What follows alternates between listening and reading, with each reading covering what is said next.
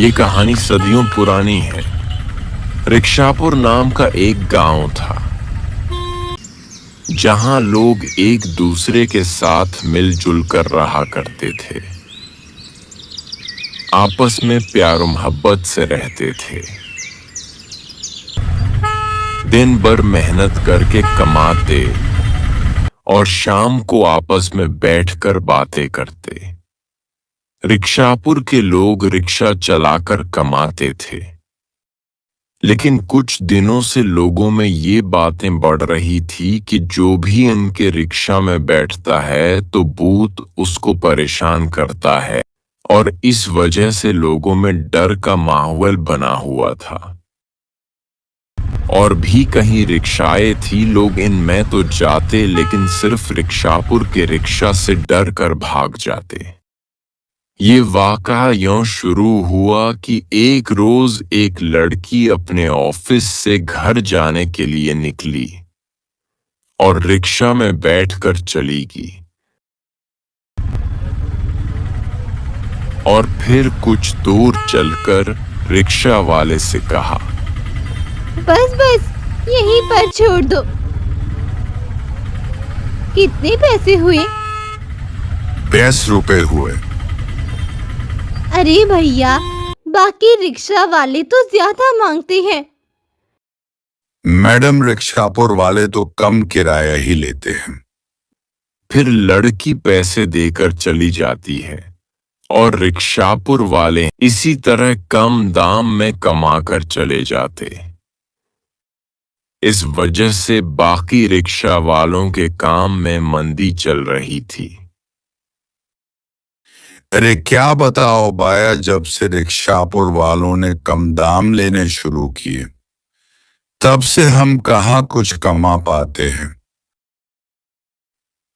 एक रोज जब ये लड़की रिक्शा से उतरकर अपने घर की तरफ जाने लगती है, तो अचानक किसी के चलने की आवाज होने लगती है।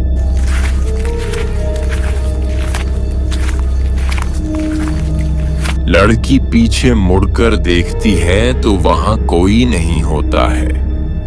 लड़की बहुत डर जाती है और घर की तरफ जाने लगती है तो अचानक फिर से किसी के चलने की आवाज आने लगती है।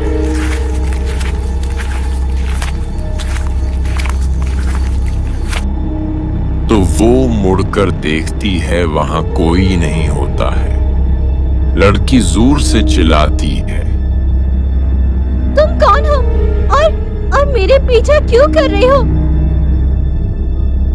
तो ये कहना था कि अचानक हवाएं तेज होने लगी और एक भूत इसके सामने जाहिर हुआ। लड़की डर की वजह से कुछ बोल नहीं पाती थी और फिर डरते हुए कहा, तुम कौन हो और मेरे पीछे क्यों कर रहे हो? भूत बोला, अगर तुम आज के बाद रिक्शापुर के रिक्शा में सवार हुए तो मैं तुम्हें आत्माओं की दुनिया में छोड़ूंगा, फिर तुम कभी वापस नहीं आ सकोगे। लड़की बहुत डर जाती है और अपने घर चली जाती है। कल फिर से एक शख्स के साथ ऐसा ही होता है।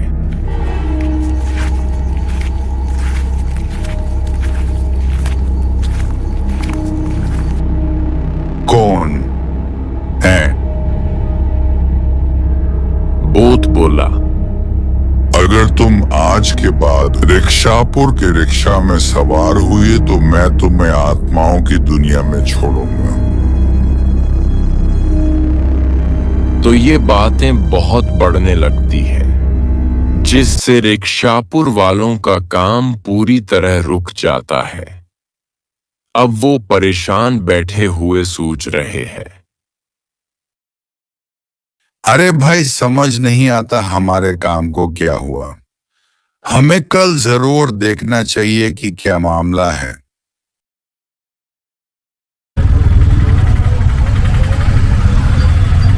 Rickshaw, rickshaw. आइए मैडम। अरे नहीं, मैं रिक्शापुर के रिक्शा में नहीं बैठूंगी। क्यों, क्या हुआ? हम तो कम दाम भी लेते हैं। तुम्हारी रिक्शा में बैठकर फिर भूत पीछे पड़ जाता है। ये कहकर लड़की वहां से भाग जाती है। अरे कौन भूत है जिसने हमारा काम खराब किया? चलो चिंटू, तुम ही मेरे रिक्शा में बैठो, हम देखते हैं क्या मामला है। फिर ये दोनों बैठकर चले गए। रास्ते में तो कुछ नहीं हुआ, लेकिन जब चिंटू रिक्शा से उतरा तो भूत सामने आया और बोला, मैंने बताया था ना, रिक्शापुर वालों के रिक्शा में मत बैठना। अब देखो उसका अंजाम। इतने में रिक्शा वाला भी वापस आया और बोला, हम दोनों रिक्शा वाले ही हैं। हम देखना चाहते थे कि हमारे गांव ने आपका क्या बिगाड़ा है जो आप ऐसा कर रहे हैं। अब तुम आ ही गए हो तो सुनो, मैं भी एक रिक्शा वाला ही था। मैं दिन में मेहनत करके कमाता और अपने घर वालों के लिए खाना लाता। उसी तरह मेरी जिंदगी चल रही थी। तुम लोगों के कम दाम की वजह से हम कुछ भी नहीं कमा पा रहे थे और मेरे बीवी बच्चे हर रोज भूखे सो जाते। फिर एक दिन मेरी बीवी और बच्चे मुझे छोड़कर चले गए और मेरा एक्सीडेंट हो गया।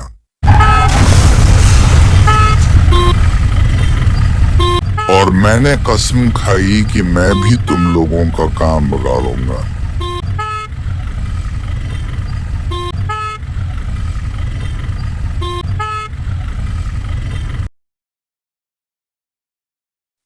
मैं इसके लिए माफी चाहता हूं जो हमारी वजह से आपको हुई। हमारी मंशा किसी को नुकसान पहुंचाने की नहीं थी। मुझे समझ आ गया मेरे घर की भी हालत बहुत खराब है। अब अगर तुम ऐसा ही चाहते हो तो ठीक है।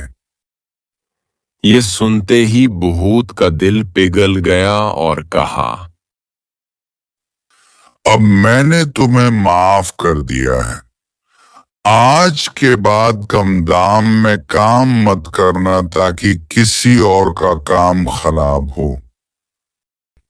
शुक्रिया। आज के बाद ऐसा हम बिल्कुल भी नहीं करेंगे और मैं सबको ये बताऊंगा ताकि कभी ऐसा ना करे। फिर वो दोनों खुशी खुशी वहां से चले गए और सबको ये वाकया सुनाया। फिर आहिस्ता आहिस्ता रिक्शापुर वालों के रिक्शा में लोग आने जाने लगे।